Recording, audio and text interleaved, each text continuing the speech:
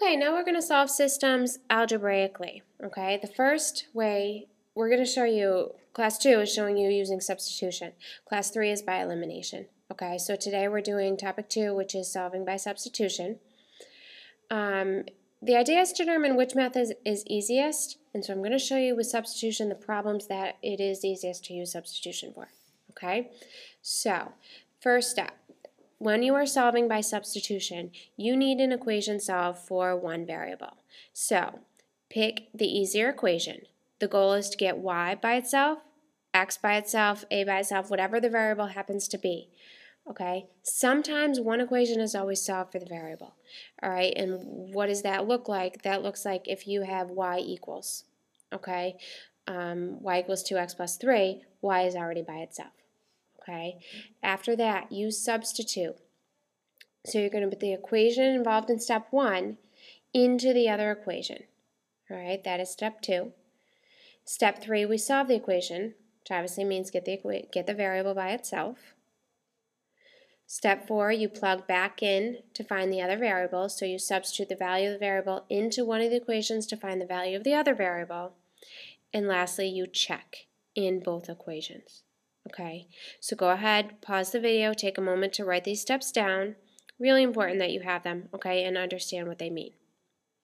So pause the video, and then when you're ready, go on to the next slide, and I'll go through each step. So, in this first one, x plus y equals 5, y equals 3 plus x. So, solve an equation for one variable. It already is. Y equals. So y equals 3 plus x. It's already solved. So what we're going to do is we're going to take our first equation, x plus 5, y equals 5. We're going to substitute y equals 3 plus x. So I'm going to substitute that in for y. So I'm going to rewrite that x plus, but instead of y, I'm substituting 3 plus x in. And now we solve. X plus x is 2x. I can minus the 3. 5 minus 3 is 2. And then divide by 2. So x equals 1. And there I solved. Oops, I'm supposed to solve that down here. That's okay. All right, so what I did was 3 plus x get substituted in for y, so that's 3 plus x. I combine my x plus x is 2x, and then a minus 3 over to the other side. And then I get x equals 1. So now what you do is you take your first equation, y equals 3 plus x, and we're going to plug this, x equals 1, back in. 3 plus 1 is 4, so therefore y equals 4. So my solution is the point 1, 4. And I check. I take the first equation, 1 plus 4, and I substitute in. This is x, this is y, so 1 plus 4. 5 does equal 5, so that checks. In the second equation, y equals 3 plus x. 4 should equal 3 plus 1. 3 plus 1 is 4, so that checks. Really take the time to check, okay? You can hand one of these tests in and say, I got 100, and you know that because you checked every single one, okay? It's important to take the time to do that. All right, so let's look at this one. X plus 3y equals 7, 4x minus 2y equals 0. Neither of them are solved for the variable. I notice in the first equation, x is by itself. So I'm going to take that equation, and I'm going to solve it for x, which means I'm going to minus the 3y, and now I have x equals 7 minus 3y. Remember, you cannot combine those. That is not equal 4y. 7 and 3y are not like terms, so you cannot combine them. So you get x equals 7 minus 3y. Now I'm going to take my second equation, and I'm going to substitute that in. This goes in for x. So I'm going to have 4 times, but instead of x, I'm going to have 7 minus 3y. Okay, you want to put that in the parentheses there. And then finish out the equation. Minus 2y equals 0. I distribute. 4 times 7 is 28. 4 times negative 3y is minus 12y. And then minus 2y equals 0. I can minus the 28. Negative 12y minus 2y is negative 14y equals 0 minus 28 is negative 28. Divide by negative 14. So y equals 2. Okay, so now what I do is you take that, substitute it in here to find x. X equals 7 minus 3 times 2. 3 times 2 is 6. 7 minus 6 is 1. So x equals 1. So my solution is the point 1, 2. And now to check, x plus 3y equals 7. So 1 plus 3 times 2. 3 times 2 is 6. 1 plus 6 is 7, so that one checks. And then 4x minus 2y equals 0. 4 times 1 is 4, minus 2 times 2. 2 times 2 is 4. 4 minus 4 is 0, so that checks. Okay. Next, example 3. That's still example 2. Example 3, y equals 3x plus 4, y equals negative 1/2 x minus 3. They're both solved for y, which is fine. You just take one of them, and y equals this, so I'm going to substitute that in for y. So instead of this y, I'm going to write 3x plus 4 in its place, equals negative 1/2 x minus 3. From there, you solve. Okay? Do you remember what to do when we have a denominator? How do we get rid of it? Yeah, we multiply everything by 2. So multiply by 2. 2 times 3x is 6x. 2 times 4 is 8. 2's cancel. Negative 1x is left. 3 times 2 is 6. You add the 1x. 6x plus 1x is 7x. You have a negative 6 left over. And then we minus the 8. So you have 7x equals negative 14. And divide by 7.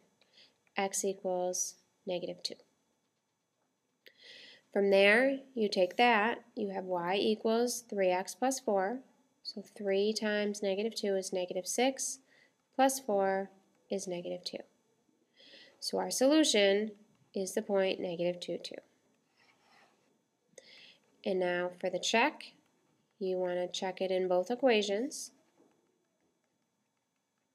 So negative 2 equals 3 times negative 2 plus 4. Negative 6 plus 4 is negative 2, so that checks. Here, negative 2 equals negative 1/2 times negative 2 minus 3. Well, the 2's cancel. Negative 1 times negative 1 is 1. 1 minus 3 is negative 2, so that checks. And we're done. Okay. Now, next. Recall, what would an answer look like that has no solution? Do you remember? Or what would an answer look like that has all real numbers? Do you remember doing that in the last chapter?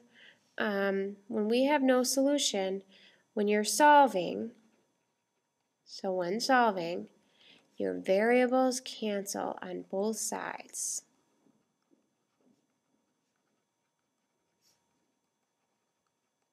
Okay?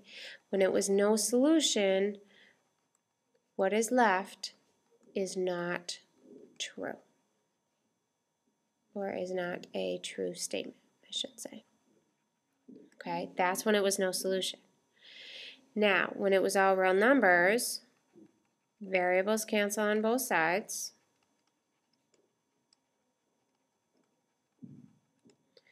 What is left is a true statement, or what is left on both sides is equal. Okay, however you want to write that. Okay, so that could happen when we're solving systems. Now, if you remember, when we had no solution, that meant our lines were parallel. When our solution was all real numbers, that meant when we graphed, they were the exact same line. Okay, so that would be your infinitely many solutions. Now, we don't just write all real numbers, we write infinite solutions or infinitely many solutions. Here, we do write no solution. Okay, so let's look at an example of what happens. X equals 3 minus y. We already have a variable solved. X is by itself. So this gets plugged in for x. So x becomes 3 minus y plus y equals 7. I'm going to minus the 3. Then I have negative y plus y. That's 0. 7 minus 3 is 4. Is that true? Does 0 equal 4? No. That means we have no solution, or you can write it like that. Okay. Next, example 5. Oops, that's example 4. Okay, example 5. 2x plus y equals 4. So we need to solve. Easiest to get y by itself right here. So I'm going to minus the 2x. So I have y equals 4 minus 2x. Right, you can't combine those. Now, since y equals this, that's going to get plugged in for y. So you have 4x plus 2 times 4 minus 2x equals 8. Okay, so what I did was I plugged this in for y. From here, I have to distribute. 2 times 4 is 8. 2 times negative 2x is negative 4x. Don't forget this out here, so you have 4x plus 8 minus 4x equals 8. If you minus the 8, I'm left with 4x minus 4x. 8 minus 8 is 0. 4x minus 4x is 0. 0 is 0. Is that true? Yes. It is a true statement. Okay, so therefore we have infinite solutions. Infinitely many solutions. Okay, if you were to graph both of those, it would end up being the same line. Okay, so let's look at this. Multiple choice. What does it mean if the result is true? What did that mean? Does that mean the lines intersect, the lines are parallel, they're coinciding, the lines reciprocate, or I can spell my name? Obviously, you know it's not that one. Okay, if the result is true, that meant the lines are coinciding. Okay, they are all the same exact line. And you saw that here, that's what we talked about. If you were to graph these, the first one, 2x plus y equals 4, y-intercept is 4. X-intercept, if you solve that, that is 2. Okay, and then the same thing, 4x plus 2y equals 8. If you cover up the x, because that's 0, 2 times 4 is 8, so the y-intercept is 4. And then cover up your y, so you get 4x equals 8 and solve x equals 2. Okay, so they're the same exact line, the lines are coinciding. So 3. Okay, and from there, I believe you have some u-tries. All right, so there are your u-tries. Go ahead and try both of them. We'll talk about them in the next class.